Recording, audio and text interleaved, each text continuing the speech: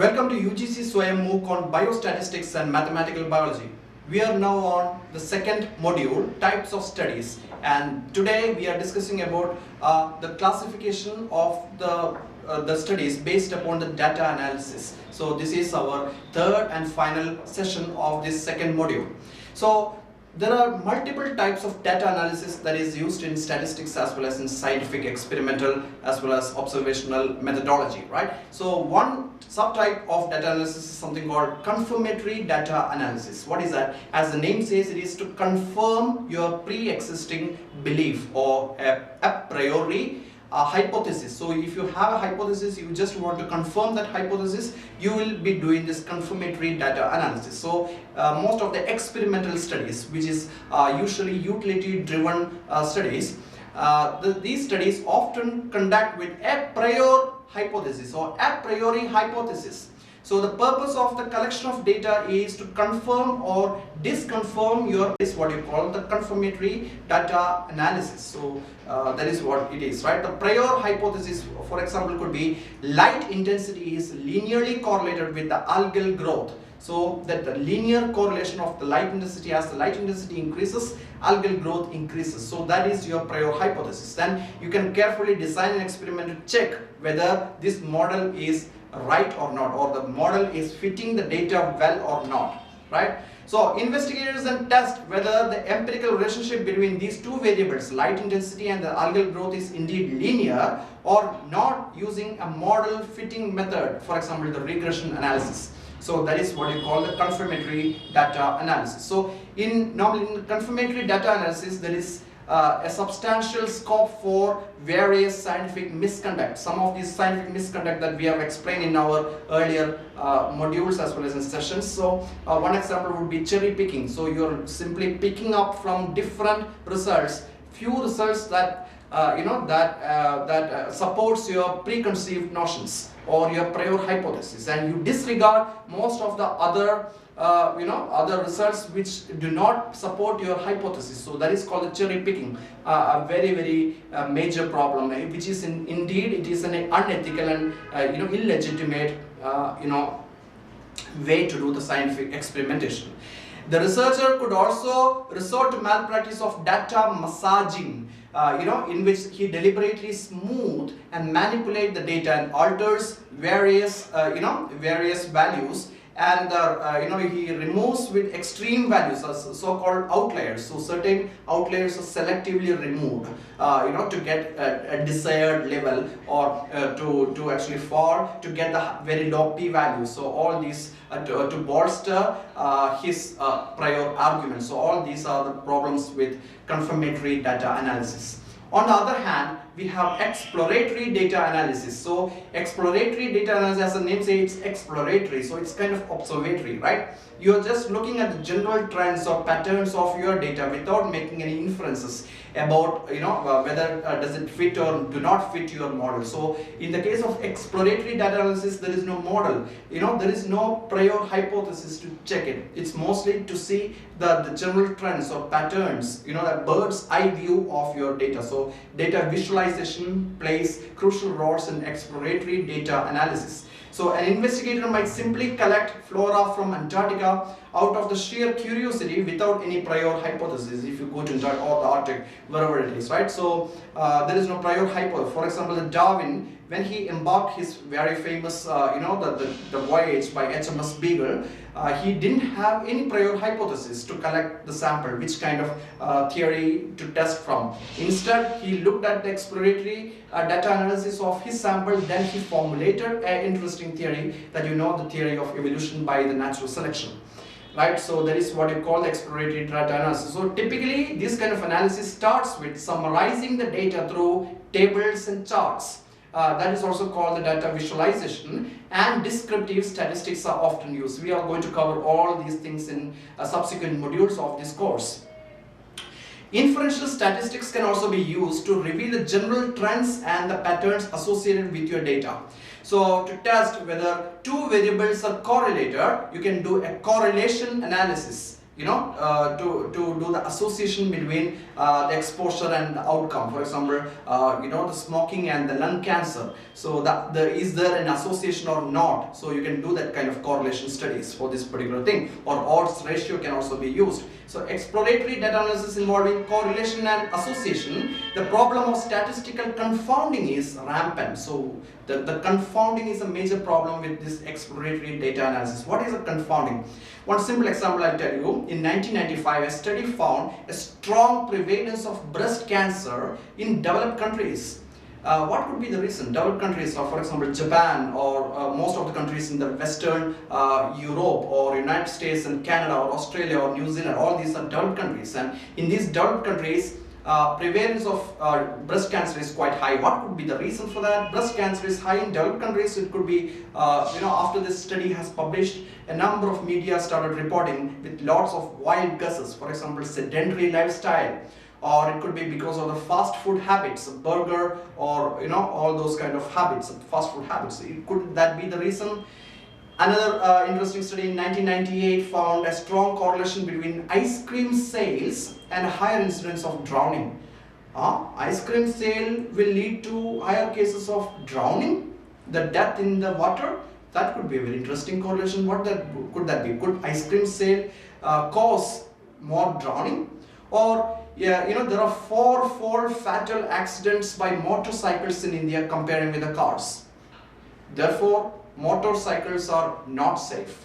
So motorcycle, a lot more accidents are happening in the case of motorcycle comparing with the car. So naturally you conclude that motorcycles are not safe. All these conclusions do suffer from the confounding, statistical confounding, which is nothing but extraneous variable in the statistical model that correlates directly or inversely with both of the dependent variable and the independent variable. So dependent variable, independent variable, both are being under the control of an extraneous variable, and that particular problem is known as confounding.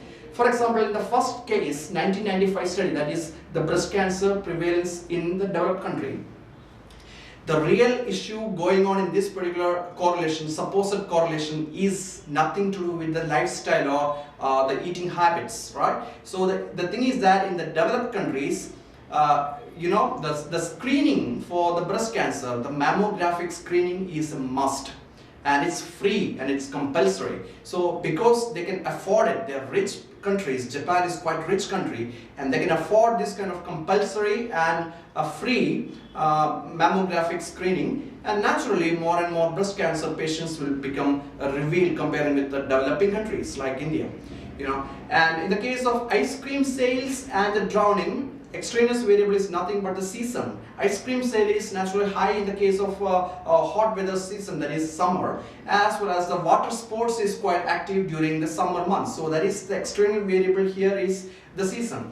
Now in the case of motorcycle, you should also think about the comparative prevalence of the motorcycles and the car in India.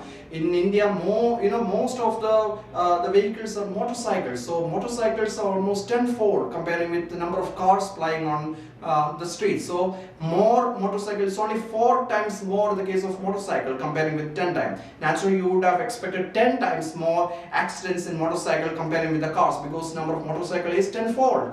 But it's only 4 times. So the obvious conclusion would have been motorcycles are more safer than the cars. But here the conclusion is that apparently, superficially, you would imagine the motorcycles to be less safe than the car. So this particular confounding is a major problem with exploratory data analysis.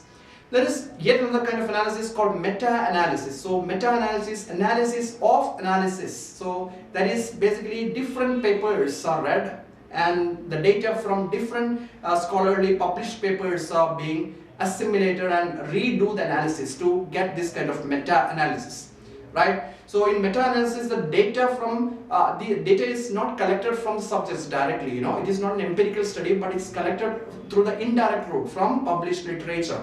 So meta-analysis used, one simple example would be a recent paper that did the meta-analysis of hundreds of investigations to see whether the butter is good for the human health or not. And this study, they concluded that the butter is moderately bad for the human consumption. So that kind of study is what you call the meta-analysis. Now, what are the problem with the meta-analysis, the biases with meta-analysis? Which paper should I choose? Those paper that is confirming to my prior hypothesis, or whatever the hypothesis that I would like to prove. If I'm a vegetarian, probably I would like to say that vegetarianism is good. So the confirmation bias and cherry picking becomes a problem with the, cherry picking, choosy with picking of the papers for my meta-analysis. So that problem is rampant in the case of, the meta-analysis. Yet another problem is that most of the published literature, they have a tendency to publish only the positive results. So if you do this kind of study, the meta-analysis, you should know that publication bias or positive result bias is very rampant in scientific literature. So a lot of positive result does not mean the non-existence of the negative results. So that you should know it very well. So there is a problem with the positive results bias. So you should accommodate that in your meta-analysis. So there is yet another kind of review known as systematic review. Cochrane review is one example. In this case, there is no data analysis there, but it could be a synthesis. So many different publications you read and synthesize new information and recommendations for the patient, for example. That is what you call the systematic review, which is quite similar to our meta-analysis, but here the data analysis is non-existent. So that is the only difference between that. Now coming to yet another type of data analysis called predictive analytics. So predictive analytics actually make some predictions about some future events. So predictive analytics, it's future or even unknown on those events with no prior information. So you can make some future predictions based upon the predictive analytics. So often done with the regression analysis with complicated mathematical models. So regression is a model fitting with your data and the model, whether the data fits model very well or not. That is what you do that in your regression analysis. So that is a kind of analysis that is quite often used for the predictive analytics. So predictive analytics have immense utility in the personalized medicine. So it's not generic medicine, one fit for all. So each one has got its own the human body construct as well as our human genome or microflora. Everything is person specific.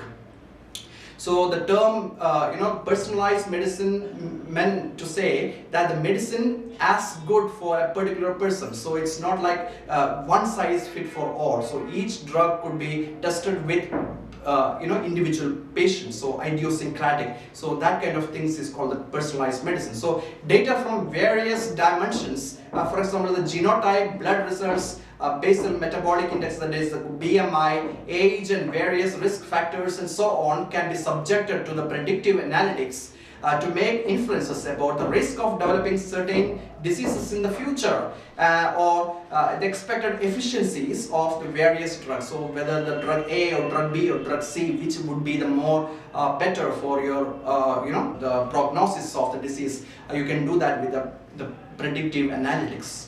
So in summary, data can be classified also based upon the purpose of collecting the data, right? In which in turn depends upon the kind of analysis that we are going to do with that particular data, right? So two major types of data analysis are either confirmatory data analysis or exploratory data analysis. So in the case of confirmatory data analysis, especially with the experimental studies, the purpose is to confirm your prior hypothesis. But in the case of exploratory, there is no prior hypothesis. So in the case of confirmatory data analysis, you normally do a regression test. But in the case of exploratory data analysis, you are simply exploring the general tendencies. Probably you will be doing a correlation studies, not the regression studies. So of course, confirmatory analysis are more prone to a number of biases. For example, cherry picking and confirmation bias. While exploratory analysis are prone to the problem of statistical confounding, which I explained to you. So meta-analysis is an analysis of analysis, right? So it systematically analyzes the result from a number of independent studies, and to arrive in a conclusion. So systematic reviews are similar, but instead of data analysis, reviews merely synthesize information from the facts. So there is no new data analysis involved with systematic reviews, but in the case of meta-analysis, yes, data analysis is involved. And finally, the predictive analytics is used to make the future predictions from the available data. right? And statistical regression models are used to achieve much of the predictions in biology, and these predictive analytics have huge ramifications in the field of personalized medicine. So that is the end of this particular session and this particular model. And if you haven't taken yet, I suggest you to go and take 2 ungraded tests. So the test for the module number 1 and test for the module number 2, which is already accessible in the MOOC website. Please go and take these. Both these tests are ungraded. And tomorrow you can come back and check in the MOOC site.